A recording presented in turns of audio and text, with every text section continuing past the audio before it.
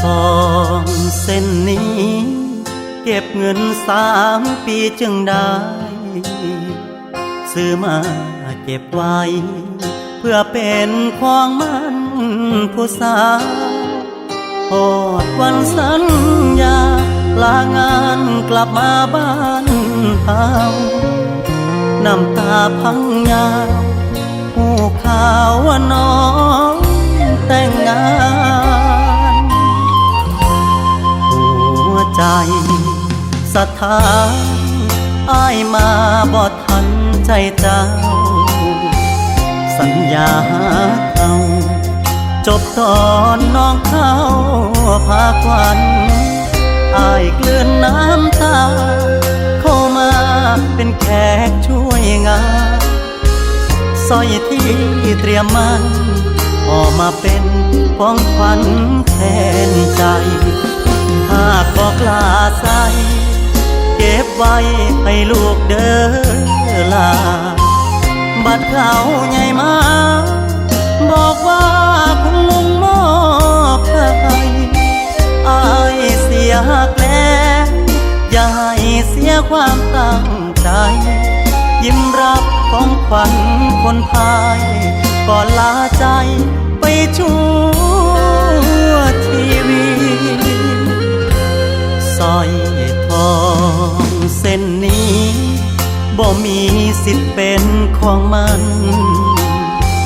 มองเป็นของขวัญช่วยงานแล้วอ้ายสินี้กระเป๋า1 ใบกลับไปสู่งานอีกทีจากบ้านวันนี้อ้ายบ่มีน้องยืนส่งทาง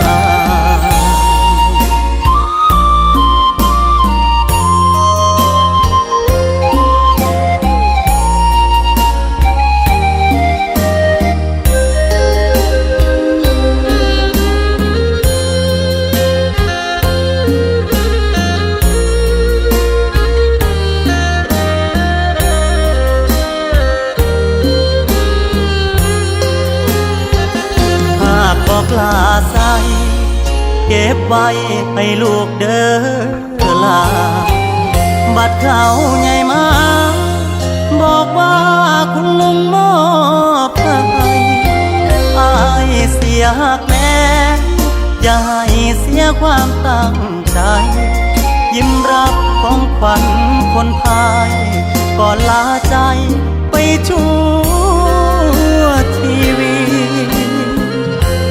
สร้อยทองเส้นนี้บ่มีสิทธิ์เป็นของมันมองเป็นของขวัญช่วยงานแล้วอ้ายสินี้กระเป๋า1 ใบกลับไปสู่งานอีกทีจากบ้านวันนี้อ้ายบ่มีน้องยื